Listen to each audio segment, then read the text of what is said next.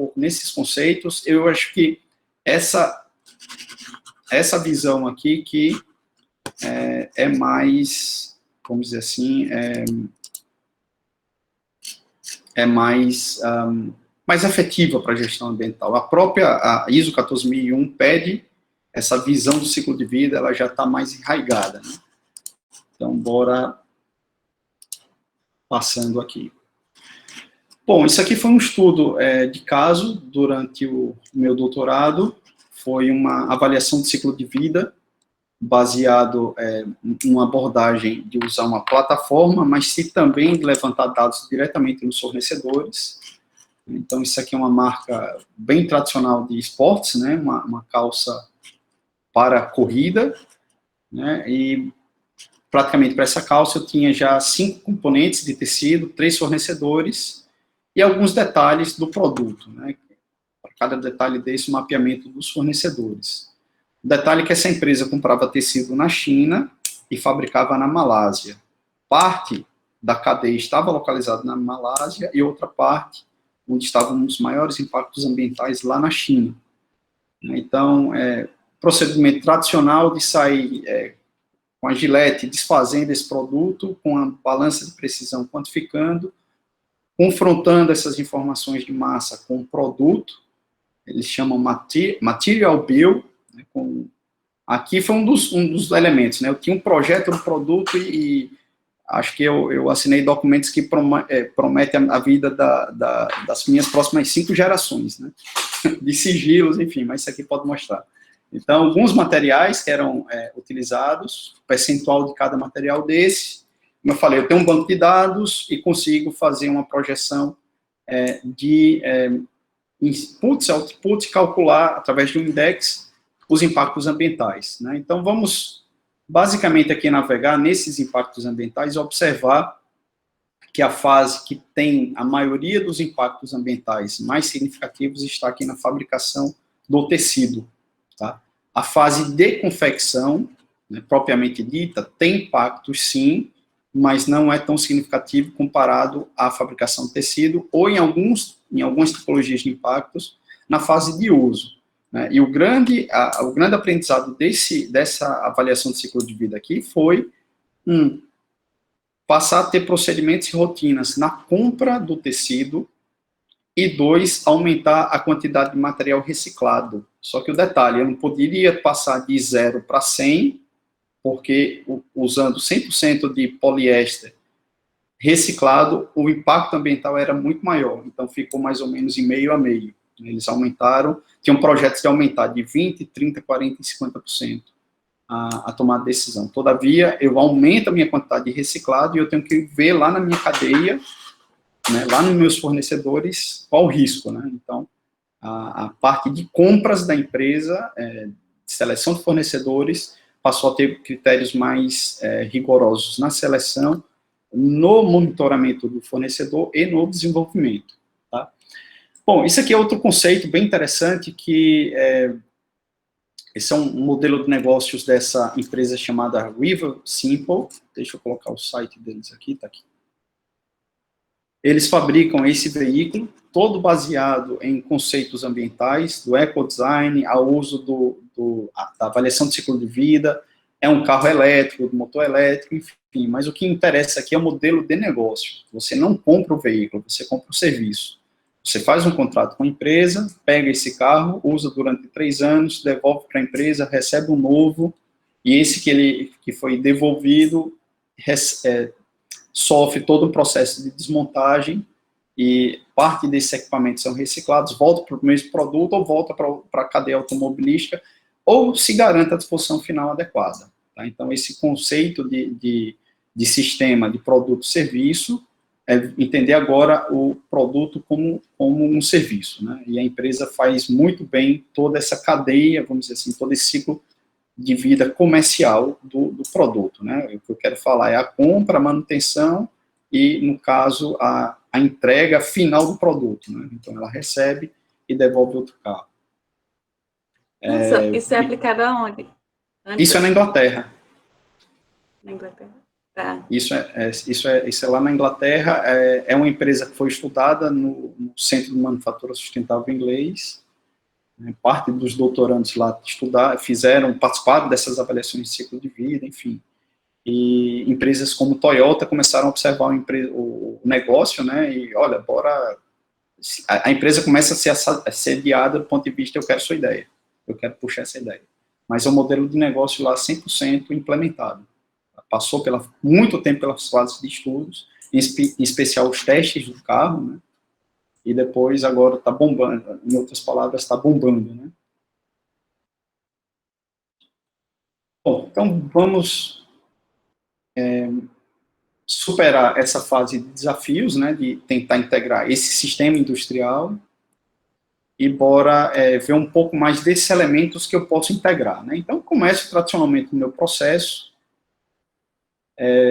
nesse esquema aqui, bora entender um elemento principal, a minha capacidade de produção, o planejamento associado. Fundamental entender isso, tá? Quando eu gosto de começar com capacidade de planejamento, a Unilever foi uma das empresas estudadas pelo Centro de Manufatura Inglês, Sustentável Inglês. Eu não participei desse estudo, mas um colega doutorando que investigou essa empresa, ele descobriu que havia uma variação de 300% em média do consumo de energia e um pouco menos de água para se fazer o mesmo produto com os mesmos equipamentos e os mesmos insumos. What the hell, né? A velha pergunta lá, que bexiga é isso que está acontecendo? 300% é muito, né? Problema, ele matou lá a charada planejamento da produção. Dia a dia eu tenho que sistematizar minha produção. Lá eles trabalham muito com liquidificadores industriais, de grande porte, né? E aí, o processo de lavagem de um equipamento desse consome muita energia, consome muita água e gera muito efluente. E aí, a questão, se eu faço um planejamento da produção, eu posso planejar produtos que possam ser fabricados sem a necessidade de fazer a lavagem da batedeira. Então, faço linhas de produtos com a mesma característica, né? E aí a empresa não tinha esse controle tão feito, né? Então foi buscando a padronização dessas linhas, né, dessas tipologias de produto. Com isso eles foram reduzindo esse consumo, né? Então, como eu falei, mesmo processo, as mesmas características, mas a gestão, o planejamento que levava era o grande fator, levava essa falha. Logicamente, operadores de máquina também, eles contribuíam, mas na curva ABC, essa falta do planejamento representava 80% do desperdício, né? Era mais significativo. No processo, é interessante também ir mais abaixo, né? De fato, buscar compreender as linhas de produção, cada equipamento que está lá, suas características, sua capacidade, vamos dizer assim, sua carga elétrica, sua capacidade de gerar ruído, de gerar outputs, né, de óleo, por exemplo, calor, por exemplo. Então, tendo esses balanços em cada equipamento, isso é um passo inicial também de mensurar, de entender, de buscar melhorias. Então, vamos dizer assim, o elo inicial é o processo, só que a minha unidade fabril, eu entendo as facilities, né, a questão muito interessante lá, a preocupação de se colocar o conceito aqui do nosso dia a dia. Tem um ar-condicionado, o motor do ar-condicionado se coloca para uma maior incidência solar ao longo do dia, né? Então, em especial no sol da tarde, né? De meio-dia ao pôr da tarde, se eu coloco uma máquina de ar-condicionado nessa parede, a eficiência dele é alterada, né? Então, ele se preocupa muito com isso, né? Que calor meu equipamento pode gerar e como eu posso aproveitar esse calor, né?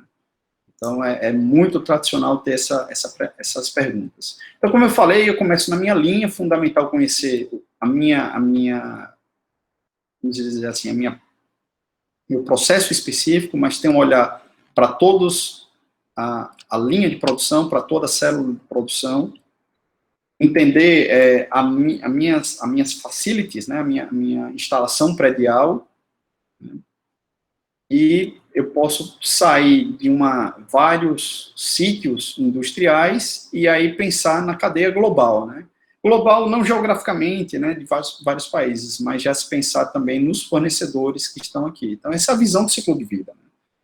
Eu quantificar os indicadores de cada uma dessas fábricas é bem crucial. Natura, por exemplo, ela trabalha com uma matriz, uma planilhinha Excel, que passa para eles e estabelecem lá um valor de água. Né? Qual é o seu consumo de água? Tanto. Qual foi o seu investimento para reduzir esse consumo de água? X. Então, na matriz deles, custo e investimento são sempre monetizados. Né? E aí, o que garante isso? A empresa com o melhor indicador tem garantia, é um dos critérios para renovação do contrato. Né? Então, além da premiação e além de treinamentos. É um tema extremamente desafiador, porque eu preciso entender os elos da minha cadeia, de repente o network formado nessa cadeia aqui de fornecedores.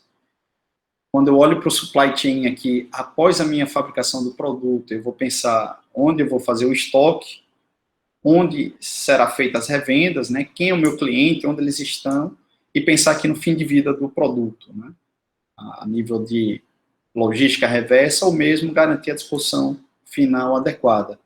Então, tem conceitos, hoje a economia circular, ela vem muito dentro desse conceito, mas, diga vocês, sem medo de errar, de 2015 para trás, não se falava em economia circular, se falava em closed loop supply chain, né, fechar o ciclo da gestão da cadeia de suprimento. Né. Então, um conceito que hoje tem muita sobreposição de conceitos, né, ecologia industrial, logística reversa, economia circular, são conceitos que, de forma geral, está baseado nos 5 R's, né, na sua essência. Né. Então, levar a gestão ambiental, levar a responsabilidade social corporativa e ainda, dentro de conceitos de qualidade, tempo e valores financeiros, torna o conceito de, vamos dizer, de sustentabilidade de sistemas industriais extremamente complexo, né, e bastante abrangente. Né. Então, sintetizando, tem o meu processo, inputs, outputs. É interessante se pensar no modelo de ecoeficiência, que eu tenho os melhores processos, né, com máquinas mais avançadas, ou mesmo reguladas, fundamentais também, regulagem de máquinas, para evitar desperdício, e pensar no reuso ou reciclagem externa ou a interna. Tá? Então, esse seria a forma de fechar o meu looping. Deixa eu avançar aqui um pouco mais. Aqui são alguns conceitos. Perdão, bora enfatizar isso aqui. Né? Entender que esse conceito é atrelado a todo um fluxo de material, fluxos de informação e custos associados. Não vamos, como eu falei, levar a variável ambiental, o indicador ambiental puramente, né? É fundamental monetizar isso. Né? É onde dói no bolso do empresário, especialmente na nossa cultura, onde se convence a avançar nas consultorias ambientais. Né? Forte é licenciamento ambiental, mas quando vamos para um aspecto mais preventivo, né, uma abordagem baseada em performance, em desempenho, esse elo só se entra, em essência, quando se monetiza. Tá? Eu falei do Centro Inglês de Manufatura Sustentável, né, eu estudei aqui em Cranfield, mas ele tinha como líder a Universidade de Cambridge, Imperial College e Loughborough University, e aí era patrocinado pelo CNPq local, né? E aí eles trabalhávamos, né, nas 3 grandes elos. Eu acho que esses 3 grandes conceitos hoje que temos que estar atentos, né? Coeficiência, como eu falei, melhores inputs, menos outputs, não melhores, menos inputs, menos outputs e melhor equipamentos, né, para se fazer o beneficiamento daqueles recursos. Hotel também, bora pensar, né, quais são os equipamentos lá que eu posso utilizar para ter uma maior eficiência energética, os melhores detergentes, vamos dizer assim, para limpeza, enfim, eficiência no uso de água. Aqui eu vou pensar nas ecofábricas, né, que aí, basicamente vai levar em consideração as características das instalações industriais, né, processos que levam em consideração a emissão zero, ecofábricas inteligentes, e aí esse é o apelo que eu faço para vocês também, né, que Na minha formação, a diferença foi o lado econômico, né? E hoje, tecnologia, fábrica inteligente, smart factory seria esse conceito, né? De se aplicar sistemas embarcados, enfim, usar a internet das coisas para monitoramento, né? Como eu falei, a base de tudo, do meu slide, da minha primeira fala, é mensurar, né? E se mensura, isso se leva em tomadas de decisões. Então, as ecofábricas levam muito em consideração isso. Integrar com a cadeia de suprimentos, a cadeia de valor, tá? Seria outro elo. E uma fase final seria uma maior integração dos sistemas industriais, né? Se pensando em especial em relações de longo prazo, tá? Com fornecedores, com clientes, enfim, seria uma visão bem holística, né, uma base filosófica, mas o sistema, vamos dizer assim, a gestão da manufatura sustentável passaria por essas 3 fases. Aqui é uma das fábricas que fez parte do centro, né, ela de fato entende que tem que se gerar lucro, né, mas tem que se levar em consideração a proteção dos recursos e a equidade social, né. E o interessante é que o que seria principal para eles seria que a aplicação de alguns princípios, palavras aqui em japonês, mas conceito da manufatura sustentável, a minimização de resíduos, a visualização do processo, muito interessante isso, se pensar em emissão zero e a constante aplicação da ciência e tecnologia, né, para garantir a melhoria contínua. Então, a visão do que significa sustentabilidade para a empresa é essa, tá? Gente, isso aí é um ponto de vista não científico, mas pessoal. Aquela velha história de empresas que se julgam como sustentáveis. É interessante que ela pode sim se chamar sustentável, mas qual o conceito de sustentabilidade para ela, né? Então, vamos ter essa visão crítica. Para mim, ela parte por essa premissa, tá? Então, dentro da visão da gestão de cadeia de suprimento, isso até um fator facilitador ou um fator de sucesso na gestão, né? O alinhamento das definições de sustentabilidade da sua empresa compradora para as empresas de fornecedoras, né? Vamos dizer assim. Bom, perguntas até então. Alguma coisa,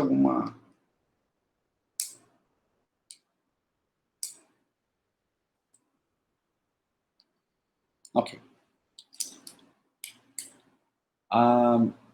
Eu queria mostrar aqui alguns slides finais, né, que vai tecer, em essência, sobre a estratégia, vamos dizer assim, como é que eu posso levar em consideração a sustentabilidade como um pilar estratégico na organização.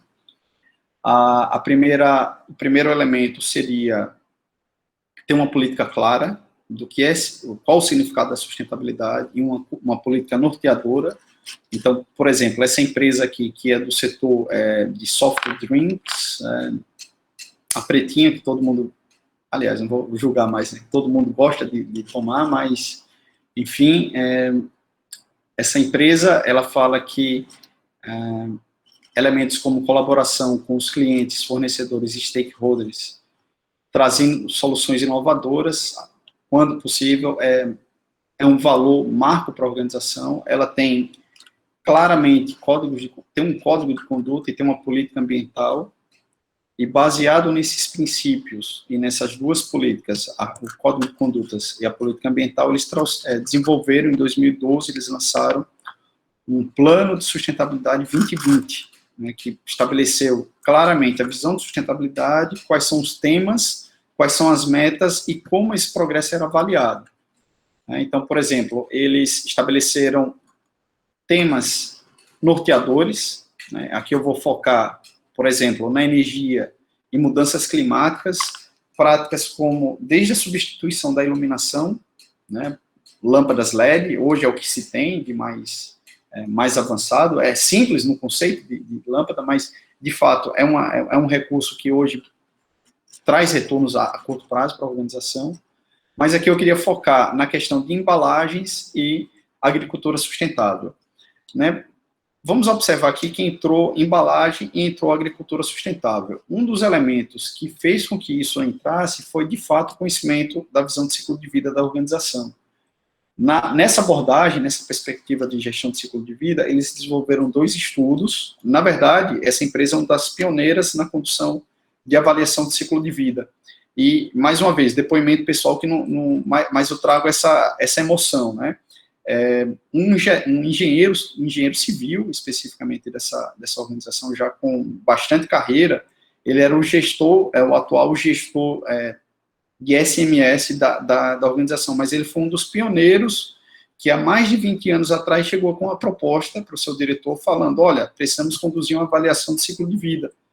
Né? E aí eles recebeu basicamente muita, vamos dizer assim, muita desconfiança. Epa, pera lá, é muito caro isso, você vai levar muito tempo, e que tipo de resposta você vai dar, né? E aí ele chegou a um processo de convencimento, né, e fez, há mais de 20 anos atrás, alguns estudos de ciclo de vida para embalagem, né, de vidro, de plástico, enfim. E esses estudos de ciclo de vida, eles passaram a, vamos dizer assim, abre aspas, a simplificar e a focar em temáticas mais complexas, ou mais específicas para ele. Por exemplo, o carbono. Né? Então, eles deixaram de usar a avaliação de ciclo de vida e passaram a trabalhar focando, né, logicamente, nos indicadores de geração de carbono direta e indireta, né, muito atrelado, por exemplo, a inputs como consumo energético e como outputs, as emissões.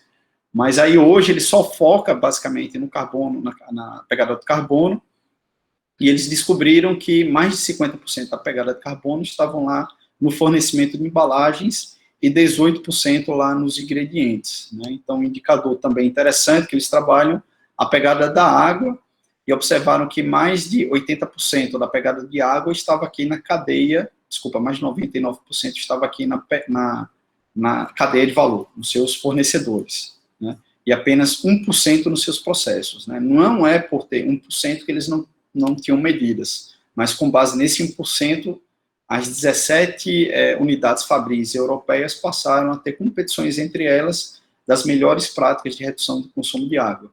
Né? Então, práticas que nos seminários nacionais, anuais, elas eram obrigadas a compartilhar, e quem tivesse o melhor avanço, né, era premiada. Então, uma forma de induzir a competição e a difusão das boas práticas. Né?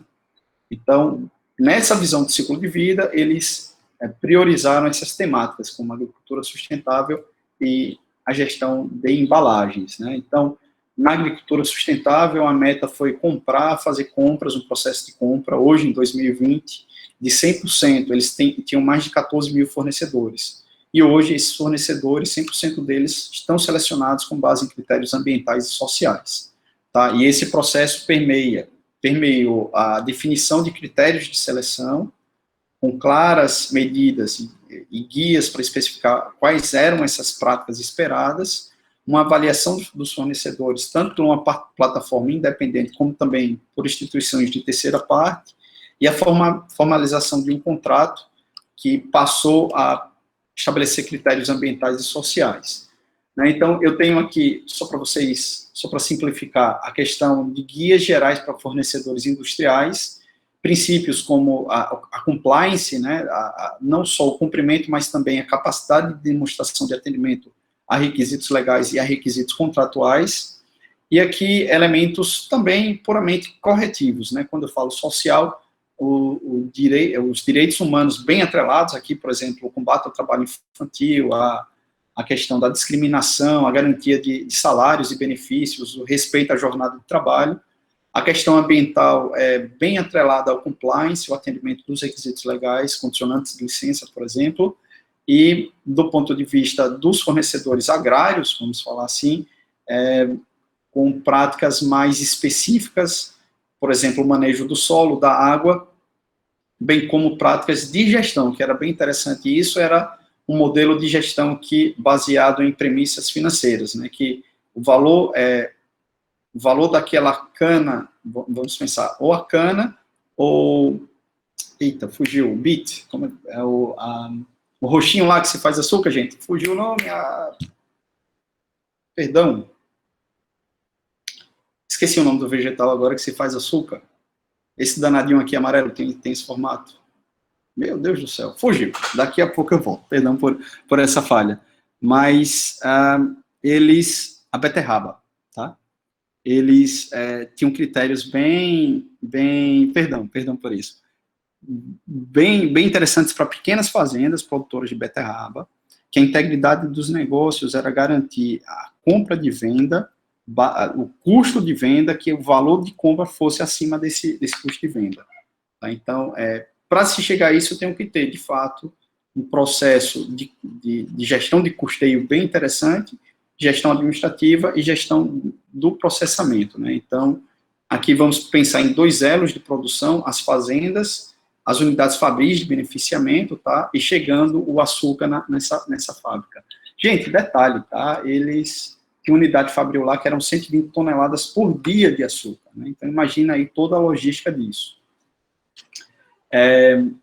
Uma das outras ações que eles desenvolvia era o monitoramento desses fornecedores, tá?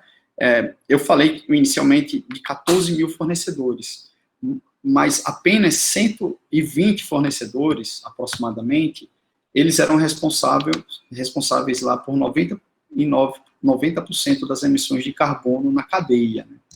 Então, vejam que o fator de criticidade, de seleção de fornecedores para serem monitorados foi baseado na gestão de risco, gestão de carbono. Então, para mim, foi algo bem surpreendente. Né? No dia a dia, né? Que é um fornecedor crítico para você?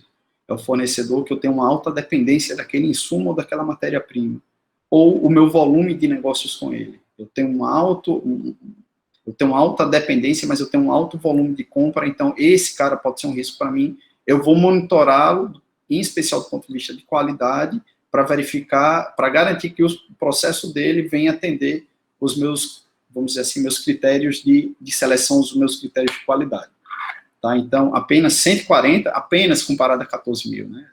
Apenas 120 fornecedores eram monitorados com base numa plataforma, né, com a base em análise documental e com base também na questão de auditorias de terceira parte. Tá? Ou seja, é uma empresa independente, ia lá e monitorava esses 140 fornecedores.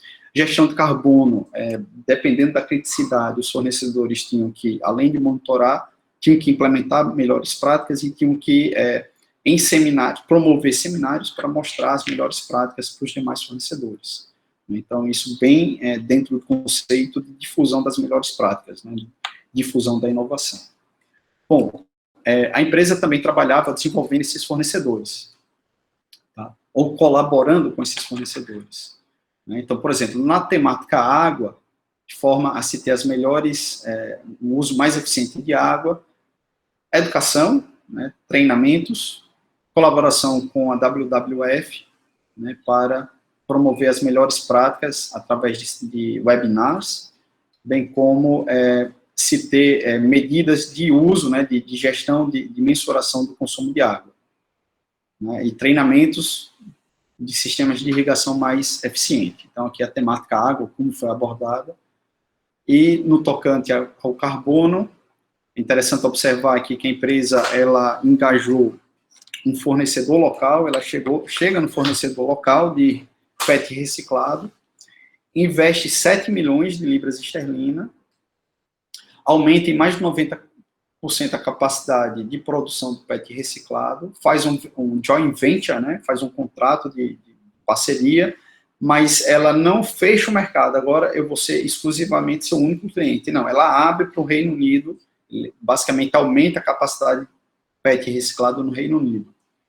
Tá? E eles começam a aumentar a concentração de PET reciclado com a margem de 40% esse ano, 2020, para se usar esse PET. Né? Naquela época, 2012, já era 34%, e veja também, a Natura hoje pratica isso, né? Ela passa a usar PET reciclado nas suas embalagens, mas só após uma aprovação na vigilância sanitária, que antes existia toda uma legislação que proibia isso. Eles também passaram lá por essa mudança, né? Até provar sanitariamente que não existia um impacto, eles superaram isso. Agora, só o detalhe, tá? O PET, virgem é 7 vezes mais caro que o reciclado. Agora, a empresa faz isso porque é bonzinha? Não. Como eu falei, eles são taxados em cima de carbono. E fazendo essa prática, ela reduz carbono. Então, o payback desse processo aqui realmente é interessante. Eles não fariam esse investimento sem esse retorno. Não posso revelar esses detalhes, por isso que eu não posso falar do payback. Eles também trabalharam com a colaboração com os principais fornecedores para reduzir a massa da embalagem, trabalho também de design. Logicamente, se eu reduzo a massa, eu tendo a reduzir a resistência. Com o impacto disso, no invase e alta pressão, eu tenho uma tendência de maior ruptura. Então, eu tenho que fazer um design, ter metas de redução da massa de vidro, ou em especial de vidro, mas eu preciso garantir a funcionalidade da embalagem. Né? Então, se chegou a um determinado limite, né, mas com uma significativa redução de massa. E aqui um caso bem interessante, o forno, na verdade, eles não fabricam a embalagem de vidro, é um fornecedor. Né? Geralmente, nesse tipo de indústria, o fornecedor de embalagem está do lado. Né? E eles, tanto que eles têm lá uma esteira rolante que basicamente, pelo muro, está passando lá toda a entrega das embalagens, né? E aí, o calor dessa fábrica, do forno de queima do vidro, ele passou a ser captado, né, para um sistema de aquecimento, né? E aí eles passaram a ter uma redução, os dois, né, tanto fornecedor como empresa, de mais de 30% de energia, né, e aqui mais de 3.000 toneladas de carbono por ano, né? Então, foi aqui uma total colaboração entre eles, né? Do ponto de vista do pensamento, colaboração entre engenheiros, pensamento e conhecimento, mas também de investimento necessário. Né? As duas empresas trabalharam juntas em cima desse processo. Claramente, tá? Políticas alinhadas. O fornecedor não fez isso porque o comprador estava pedindo, mas não, ele tinha esse compromisso na redução do carbono. Tá? Então, vamos observar aqui, para fechar, né, a estrutura organizacional, a existência de política, líderes, fundamental, cultura organizacional que tenha o suporte, como eu falei aqui, não adianta, durante a consultoria é muito fantástico, quando o empresário fala, ei, pode fazer, é como se fosse um gol que você faz, é como se fosse um artigo aprovado, ou a primeira citação desse artigo, realmente é uma vitória, mas tem que ter esse suporte, e aí eu preciso definir prioridades, programas e projetos.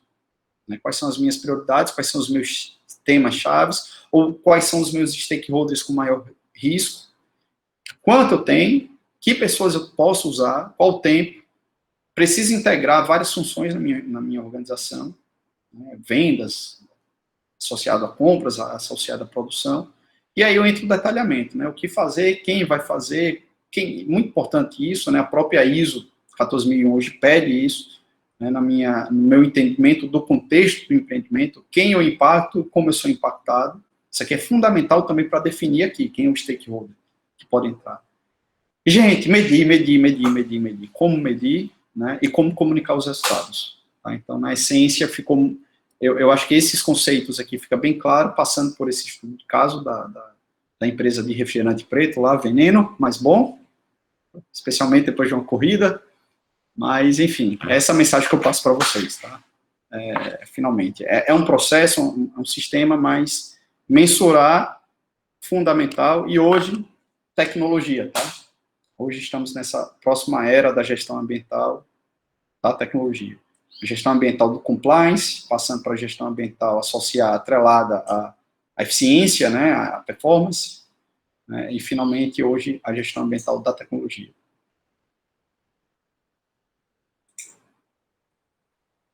Bom, Giovana. Muito bem. Muito obrigada, Hanson.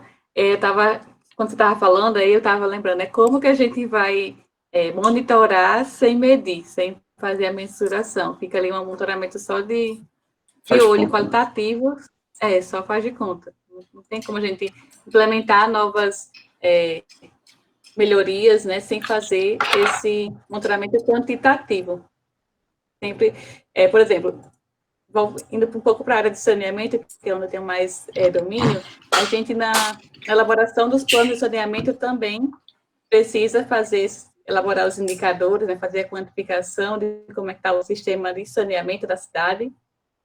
E para que a cidade consiga atingir as metas de saneamento, é necessário quantificar como é que está atualmente e quantificar para o futuro, né? Já também nessa questão de monitorar em relação à quantificação feita do que está hoje, do que vai precisar ser atingido daqui a alguns anos. E fazer monitoramento só pelo olho, só dizendo tem sistema de tratamento sanitário ou não tem, tem abastecimento de água ou não tem, não diz nada, não vai melhorar em relação à quantidade, a melhoria de qualidade de água, melhoria do tratamento do esgoto, não precisa realmente ser esse valor quantificado, não só qualitativo. Concordo.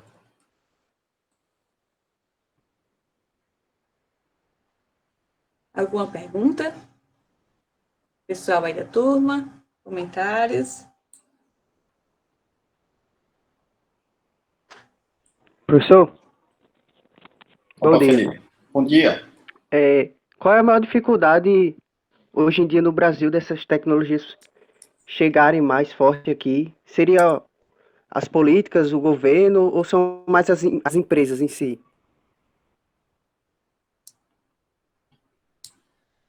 Boa pergunta, viu, Felipe? Sim, tem alguns estudos bem interessantes que estudam a questão da contingência, né? Teoria de contingência, estudando as barreiras, né, de implementação de programas. E eu vou puxar um pouco a teoria, tá? Aí, nessas barreiras, bem lógico e bem besta o que eu vou falar também, é o oposto das facilitadores, tá? E a parte estratégica de uma organização, eu vou trazer o contexto empresarial, tá? É mais minha seara, parte de políticas públicas não sou tão, não tenho tanto, vamos dizer assim, vivência, né? Mas do ponto de vista empresarial, mais ou menos alguns elementos que eu falei aqui, né? O apoio da alta administração, a cultura, são os dois fatores de sucesso. Quando não se tem isso, nem se começa. Depois, quando se começa, né? O apoio ao longo da implementação, mas em especial na verdade, antes de começar, a gestão de risco, de entender os reais benefícios, né? Hoje, como eu te falei, né, quando eu volto ao doutorado empolgado com supply chain, é difícil, as empresas ainda não veem a gestão ambiental, a visão da gestão ambiental muito limitada à licença ambiental. Eles vão atrás da licença ambiental quando precisa de dinheiro de um banco, né? Então, é tanto que é comum ter atraso, né? Ou tem algum cliente que fica pedindo isso. Então, isso acaba induzindo a ter, no mínimo, uma gestão ambiental. Então, fechando, né? Cultura, apoio e gestão de risco, de entender o real benefício das práticas. Quando eu não tenho isso, eu acho que esses três seriam as principais barreiras. E aí, bora pensar o outro lado da moeda, né? Tão difícil falar bem de um governo que chega com a promessa de apagar todos os incêndios, né? Enfim, não estou dizendo que ele não conseguiu, mas em especial na área do meio ambiente, né? Ver o que o ministro de meio ambiente está fazendo, né? Mas aquele cara ali poderia ser um grande indutor, né? Ele fala muito dos negócios sustentáveis, né? Mas o próprio governo esquece seu papel de induzir a implementação das melhores práticas, né? Tem uma ou outra iniciativa muito isolada, mas não integrada, né? Eu acho que o governo poderia sim induzir essas boas práticas e eu não posso atrelar a falta do governo, que isso já é outro conceito, a uma barreira, mas isso aí seria um motivador. Então, o governo poderia ser o grande motivador para fugir desse viés apenas da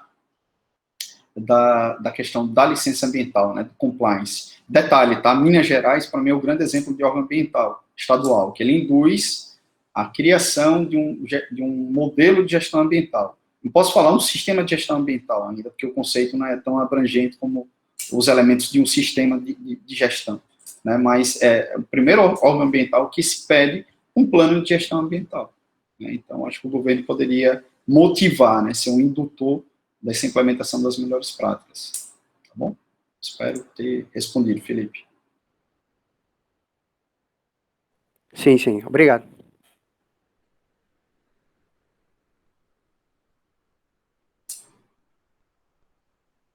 Mais alguma? Mais alguém?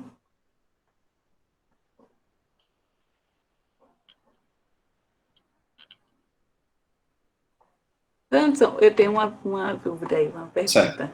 Já que os doentes estão fazendo, eu vou fazer. Se a gente for chegar, por exemplo, numa empresa e sugerir que ela aplique o SGA, ou então a empresa vem estar procurando esses meninos aí para aplicar no SGA. O que seria o que eles poderiam destacar como um fator motivador para que a empresa ela consiga adotar, ela passe a adotar um sistema de gestão ambiental? Tá. Tipo assim, que argumentos eles poderiam utilizar para convencer? Eu acho que antes de, primeiramente, sugerir um sistema de gestão ambiental, é observar esses dois elementos, a estrutura organizacional e a cultura organizacional. Se a empresa já tem alguma experiência nisso, se a empresa tem a própria licença ambiental, se tem mensura os seus indicadores ambientais, se tem alguém lá, ou terceiriza alguém, ou tem uma empresa de consultoria, né, que presta pelo menos a manutenção da licença ambiental e o atendimento dos requisitos de licença, por exemplo, monitoramento de água e efluente, essas questões. Mas se a empresa não tem nada disso, né, esse é o passo inicial, tá? Antes de falar do sistema de gestão ambiental. Ela tendo tudo isso, né, como é que eu vou convencer a partir do sistema de gestão ambiental?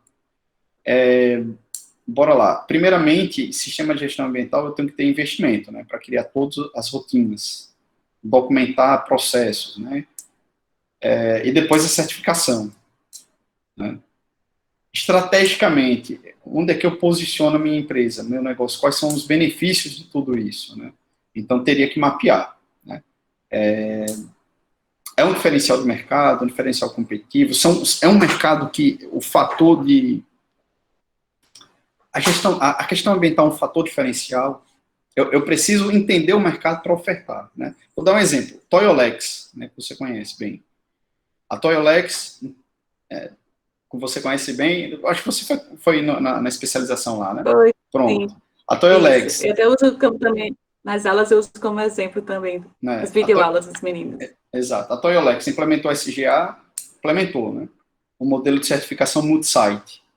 O modelo de certificação multi-site é esse. Eu tenho todas as concessionárias associadas vamos dizer assim, a uma associação de concessionárias da Toyota, e aí todas têm um funcionário lá que implementa esse sistema de gestão ambiental. E um desses sites é auditado anualmente, né, e replica para os demais. E a Toyolex aqui em Natal, realmente, eles são fera demais no que fazem, tá?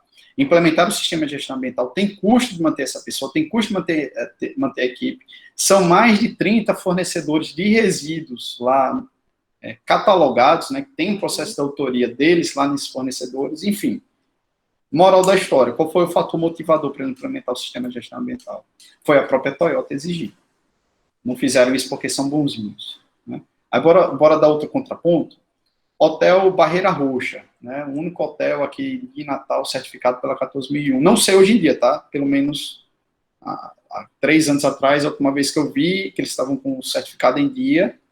Não sei se hoje eles permanecem, tá? Por favor, se tiverem a curiosidade de entrar aí no Ocean Palace, por favor, vejam essa informação.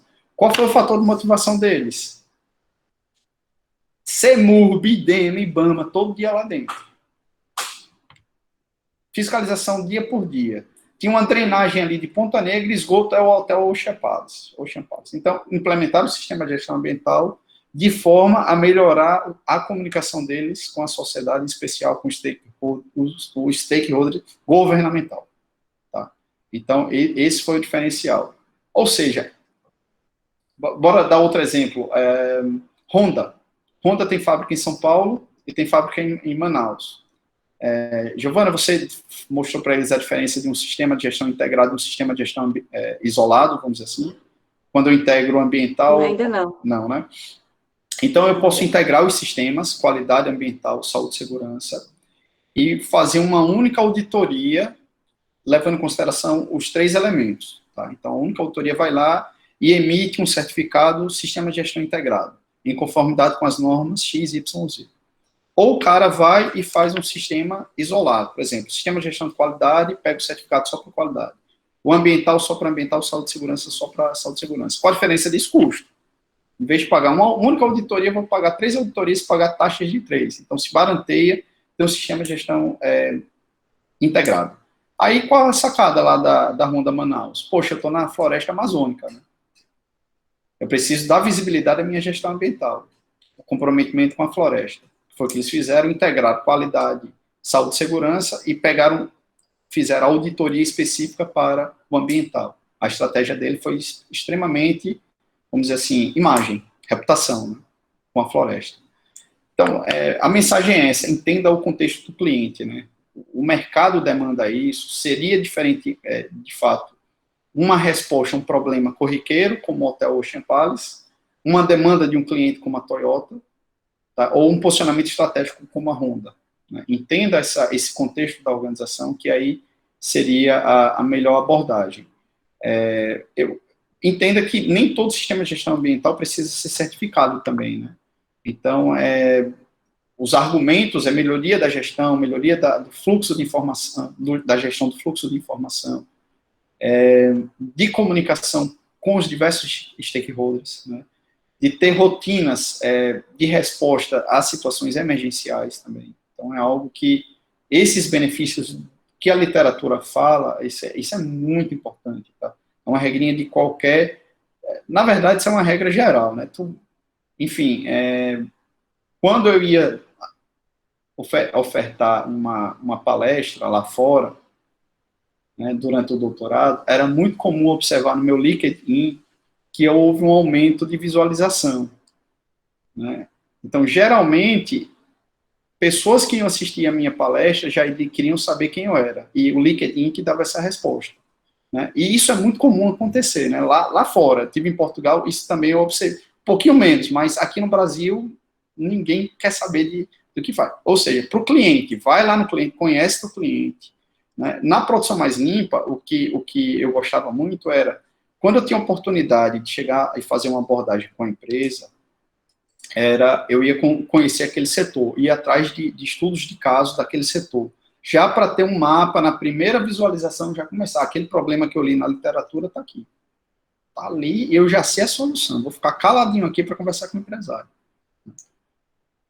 E saber lidar com o empresário, né? Entender o contexto da empresa. A pior empresa de se trabalhar, para mim, historicamente, foi a empresa familiar. O cara vai, estou contratando você, resolva. Mas não é isso, né? O cara tem que assumir. Né? Deparei com situações, olha, bora fazer uma produção mais limpa no seu processo, o empresário vai e fala, eu limpo a minha fábrica todo dia no final do expediente, a fábrica limpa, né? Então, é piada isso, mas é uma situação que acontece. Então, conhecer o empresário também é bom e ter esse histórico, né? Fazer esse levantamento antes e tentar casar esses benefícios, né, que a literatura fala para aquilo. Tá? E aí, Giovana, acho que vem da nossa formação do dia a dia, né? De ver o conhecimento aplicado na prática, né? Então, quando você estuda, vê, se prepara anteriormente para ver aquilo ali, fica mais fácil de tentar identificar esses gargalos, né? Ou os fatores motivadores, ou os melhores argumentos para convencê-lo. Né? É interessante ver vários perfis de empresário. Né? Tem empresário que eu não posso chegar com essa linguagem que eu estou usando para tentar me aproximar com vocês. Eu tenho que usar uma linguagem mais baixa ainda, ou uma linguagem acadêmica, né, que isso convence. Então, na conversa, é jogo de enfim, é jogo de artes marciais ou jogo de xadrez, né? Você vai vendo essas tendências.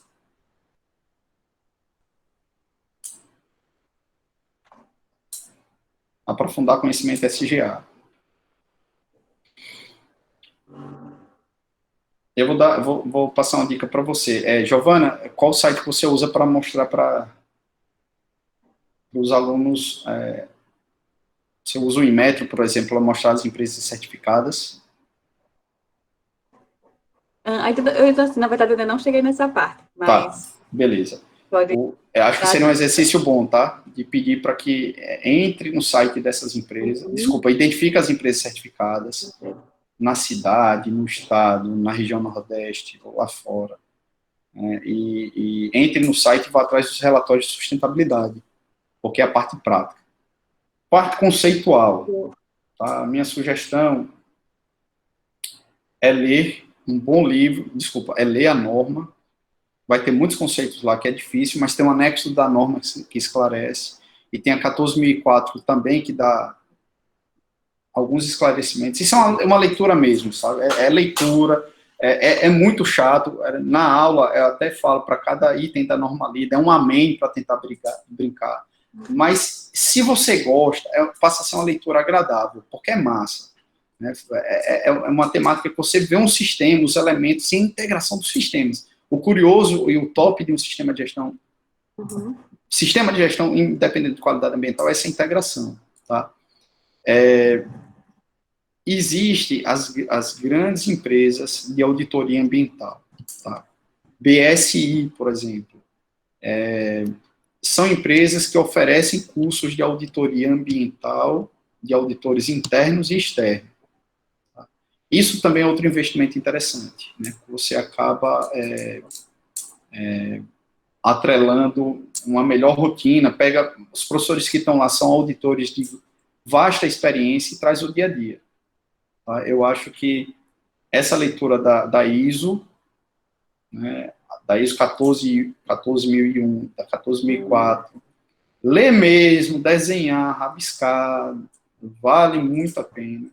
E um curso de auditor interno, e depois um curso de auditor interno. Garante mercado, é diferencial do mercado? Não, não é. Diferencial do mercado é fazer auditoria mesmo. Tá?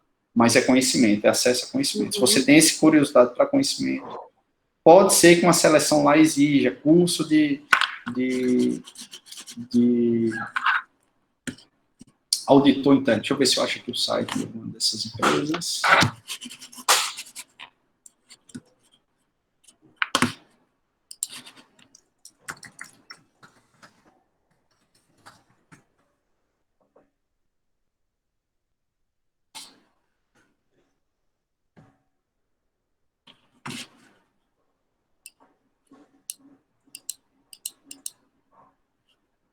Estou tentando abrir aqui, tá, gente? Rapidinho. Tá.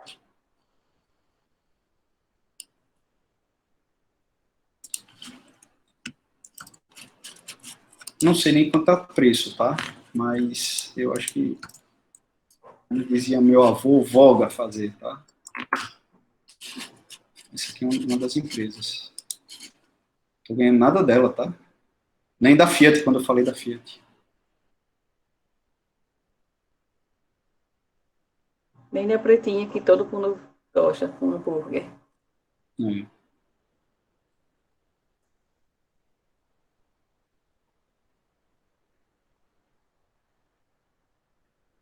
O que mais? Opa. Desculpa.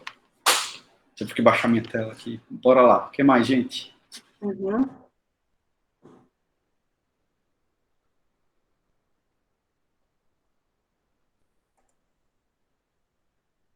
Tem professor que dizia que a gente, na área ambiental, tem que ler, né? Tem que ler Tem que muito, ler. ler bastante, ler sempre. Principalmente essa parte que a gente está... A área ambiental todo mês, vamos dizer assim, tem uma modificação em legislação mesmo, precisa se atualizar, ou outro processo que alguém implementou, então, realmente, para se aprofundar no conhecimento, é leitura, né? Muita leitura. Compartilhar ideias, eu acho que essa abordagem de ler artigo, de colocar os alunos para ir para campo, isso é fantástico. Mas é conhecimento. Eu acho que um curso desse, eu fiz líder e fiz auditor externo, né? Aí, um tempo desse atrás, o Porto de Natal, apareceu uma demanda aqui, pedia um auditor lá, né? Aí, epa, que massa aqui e tal, fui concurso, mas o que eles perguntaram, cadê seu histórico, não era RT, né? Não é um RT, mas cadê seus comprovantes de auditorias feitos anteriormente? Não tinha. Tinha de uma empresa, mas, assim, do contrato que eu falei, até citei o nome da empresa, não tinha as tecnologias de auditoria, não tinha documentação para comprovar. Né? Enfim, não deu para fazer. Mas é um mercado em Natal que é ainda um pouco incipiente, tá? Uma coisa que fiquem atentos a esse. Tá? Sinceramente, o Onde tem polo industrial, aqui mais próximo, que tem empresas mais especializadas, começa aqui ao norte, Fortaleza, Ceará, ao sul, lá para Recife, onde bomba mesmo é São Paulo, o eixo Rio-São Paulo, enfim, é o que eu atrelo. MBA também, um bom MBA mais à frente, né, se tem diferencial. Hoje eu tenho um amigo contemporâneo de faculdade, ele fez materiais e eu fazia produção aí, né? Hoje é o diretor nacional de saúde e segurança do Carrefour. Tá? O diferencial dele foi, ele tinha o curso de especialização em saúde e segurança, mas ele fez um MBA em gestão de projetos, na FIGV. Isso aí foi um diferencial.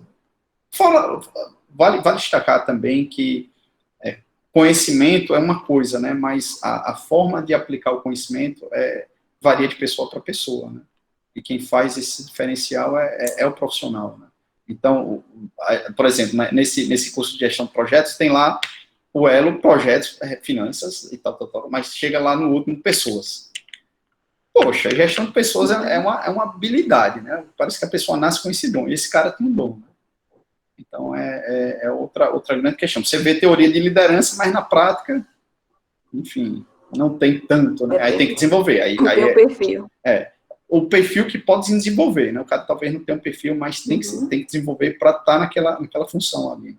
Acho que vocês vão ver isso, né, no dimensionamento de cargos e funções dentro do sistema de gestão ambiental, tem que passar pela competência, né, e traçar perfil para aquela função, para aquele cargo, né? Então, não basta só conhecimento, né, não basta só experiência, né, e aí tem que tratar esses outros erros. Fugi um pouco, né, da temática, mas desculpa, foi mal por trazer isso. Mas está aplicado também. Aplicado no contexto. Mais alguma dúvida, pessoal? Alguma pergunta? Um comentário? Já está se aproximando aqui do finalzinho da aula, já passou um pouquinho do nosso horário, mas se vocês tiverem... Fez a chamada, professora? Eu tenho instalado aqui o Google Attendance, aí ele faz automaticamente quando encerra. Coisa boa. Contabiliza aqui os presentes. Não? Pessoal, não tem mais perguntas, então agradeço novamente ao professor Hanson pela sua disponibilidade, ótima palestra aqui para a gente. Espero que tenha despertado nos meninos uma mosquinha aí para essa área também de sustentabilidade industrial, né, que é muito interessante de ir atrás do SGA, de tentar realmente modificar nossa realidade em relação às empresas que ainda não têm sistema de gestão ambiental aplicado, que é possível se fazer, né? A gente precisa ainda vencer alguns desafios, algumas barreiras, mas que é possível, sim, conseguir implementar sustentabilidade dentro de uma indústria. Então, agradeço bastante, professor. Tá bom, muito obrigado pelo espaço, pela oportunidade também, é um privilégio para mim. E vamos lá, fica à disposição, deixa eu botar aqui meu e-mail, caso tenham dúvidas.